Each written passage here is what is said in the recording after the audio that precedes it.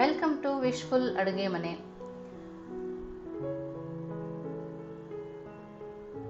ನಾನು ಮೊದಲಿಗೆ ಒಂದು ಪಾತ್ರೆ ತಗೊಂಡಿದ್ದೀನಿ. 1 ಕಪ್ ಆಗುವಷ್ಟು ಚಿರೋಟಿ ರವೆ ತಗೊಂಡಿದ್ದೀನಿ.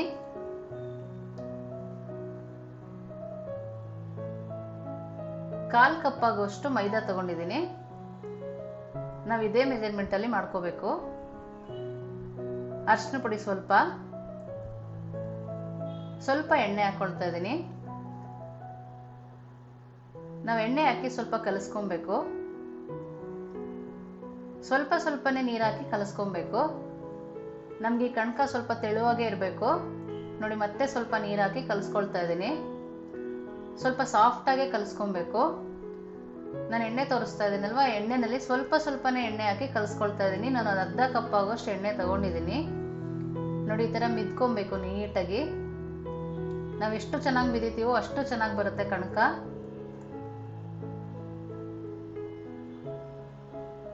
ನೋಡಿ ಮತ್ತೆ ಸ್ವಲ್ಪ ಎಣ್ಣೆ ಹಾಕಿ ನೆನೆಯಕ್ಕೆ ಇಡ್ತೀನಿ ನಾನು. ನಾವೆಷ್ಟು ನೆನೆಸ್ತೀವೋ ಅಷ್ಟು ಚೆನ್ನಾಗಿ ಬರುತ್ತೆ ನಾವು ಮಾಡೋ ಒಬ್ಬಟ್ಟು. ನಾನು ಇದನ್ನ 4 ಅವರ್ ನೆನೆಯಕ್ಕೆ ಇಟ್ಟಿದ್ದೀನಿ.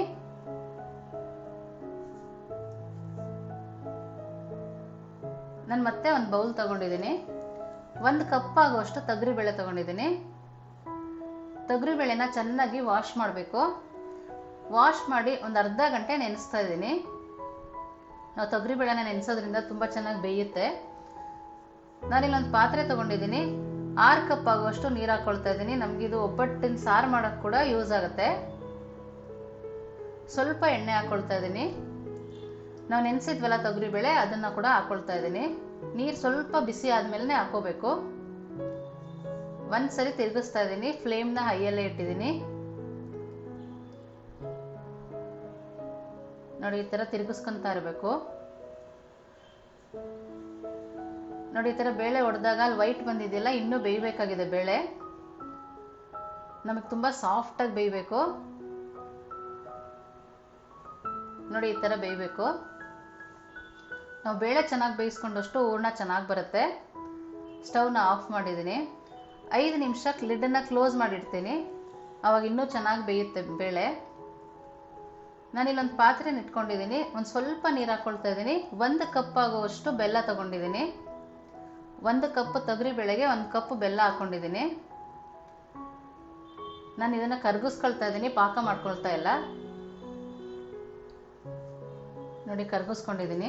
ಫ್ಲೇಮ್ನ ಮೀಡಿಯಮಲ್ಲಿ ಇಟ್ಟು ಕರಗಿಸ್ಕೊಬೇಕು ನೋಡಿ. ಬೇಳೆ ಇವಾಗ ಹದ ಆಗಿದೆ. ನಾನು ಆ ನೀರನ್ನೆಲ್ಲ ಒಂದಕ್ಕೆ ಸೋಸ್ಕೊಳ್ತಾ ಇದ್ದೀನಿ.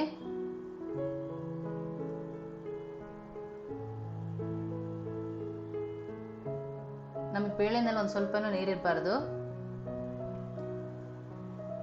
ನಾನು ಈ ಬೇಳೆನ ನೀಟಾಗಿ ಸ್ಮ್ಯಾಶ್ ಮಾಡ್ಕೊಳ್ತೀನಿ. ನಾವು ಇವಾಗಲೇ ಸ್ಮ್ಯಾಶ್ ಮಾಡ್ಕೊಳ್ಳೋದ್ರಿಂದ ಮಿಕ್ಸಿಗೆ ಹಾಕಿದಾಗ ಕೂಡ ಬೇಗನೆ ಆಗುತ್ತೆ ನೋಡಿ. ಈ ಥರ ಸ್ಮ್ಯಾಶ್ ಮಾಡ್ಕೊಬೇಕು. ನಾವು ಬೆಲ್ಲ ಹಾಕೋಕ್ಕೂ ಮುಂಚೆನೇ ಸ್ಮ್ಯಾಶ್ ಮಾಡ್ಕೊಬೇಕು. ನಾನು ಸ್ಟವ್ನ ಆಫ್ ಮಾಡಿ ಸ್ಮ್ಯಾಶ್ ಮಾಡ್ಕೊಂಡಿದ್ದೆ.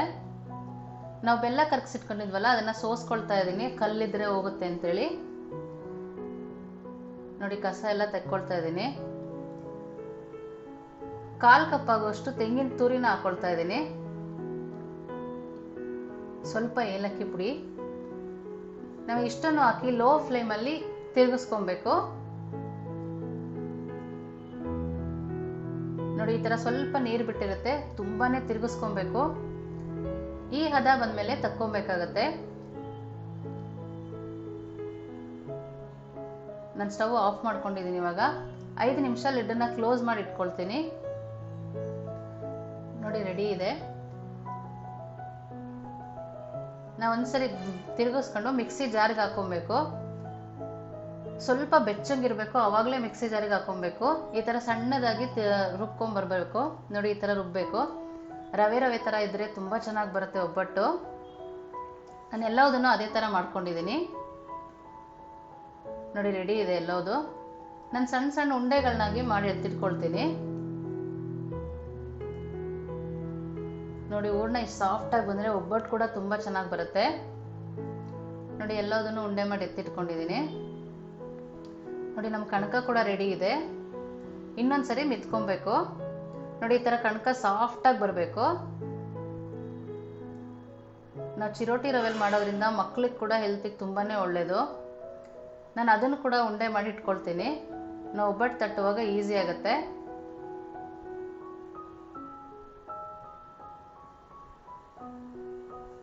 ನೋಡಿ ಎರಡನ್ನೂ ರೆಡಿ ಮಾಡ್ಕೊಂಡಿದ್ದೀನಿ. ನಾನಿಲ್ಲಿ ಒಂದು ಕವರ್ ತೊಗೊಂಡಿದ್ದೀನಿ. ಕವರ್ಗೆ ಎಣ್ಣೆ ಸರಕೊಳ್ತಾ ಇದ್ದೀನಿ. ನಾನು ಮೊದಲಿಗೆ ಕಣಕ ಮಾಡಿದ್ನಲ್ಲ ಅದನ್ನು ಒಂದು ಉಂಡೆ ತಗೊಂಡು ಅಗಲ ಮಾಡ್ಕೊಳ್ತೀನಿ.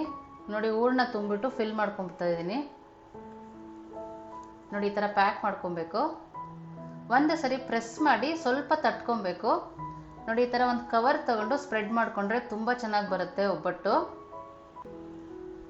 ಈ ಥರ ಅಗಲ ಮಾಡ್ಕೊಬೇಕು, ಆವಾಗ ನಮ್ಮ ಕೈಗೂ ಅಂಟಲ್ಲ. ಇದನ್ನು ನೀಟಾಗಿ ತಟ್ಕೊಳ್ಳಬಹುದು. ನೋಡಿ ಚೆನ್ನಾಗಿ ಬರ್ತಾ ಇದೆ. ಕವರ್ಗೂ ಅಂಟಲ್ಲ ನಾವು ಎಣ್ಣೆ ಹಾಕೋದ್ರಿಂದ. ನಾನು ಇನ್ನೊಂದು ಪ್ಯಾನ್ನ ಬಿಸಿಗಿಟ್ಟಿದ್ದೆ, ಲೋ ಫ್ಲೇಮಲ್ಲಿ ಇಟ್ಟಿದ್ದೀನಿ. ಪ್ಯಾನ್ ಬಿಸಿ ಆದಮೇಲೆ ಒಬ್ಬಟ್ಟು ಹಾಕೊಳ್ತಾ ಇದ್ದೀನಿ. ಸ್ವಲ್ಪ ಎಣ್ಣೆ ಹಾಕೊಳ್ತಾ ಇದ್ದೀನಿ. ತುಪ್ಪ ಬೇಕಿದ್ರೂ ಹಾಕೋಬಹುದು. ನಿಧಾನಕ್ಕೆ ತೆಗಿಬೇಕು. ಸಾಫ್ಟ್ ಇರುತ್ತೆ, ತುಂಬಾನೇ ಸಾಫ್ಟ್ ಇರುತ್ತೆ, ತುಂಬಾನೇ ಟೇಸ್ಟಿಯಾಗಿರುತ್ತೆ. ನೋಡಿ ಎರಡೂ ಕಡೆ ಬೇಯಿಸ್ಕೊಬೇಕು. ಫ್ಲೇಮ್ನ ಮೀಡಿಯಮಲ್ಲಿ ಇಟ್ಕೊಳ್ಳಿ. ನೋಡಿ ಎಲ್ಲ ಒಬ್ಬಟ್ಟು ಮಾಡಿ ರೆಡಿ ಇದೆ. ನೋಡ್ತಾ ಇದ್ದಾರಲ್ಲ ಎಷ್ಟು ಚೆನ್ನಾಗಿದೆ ಅಂತೇಳಿ.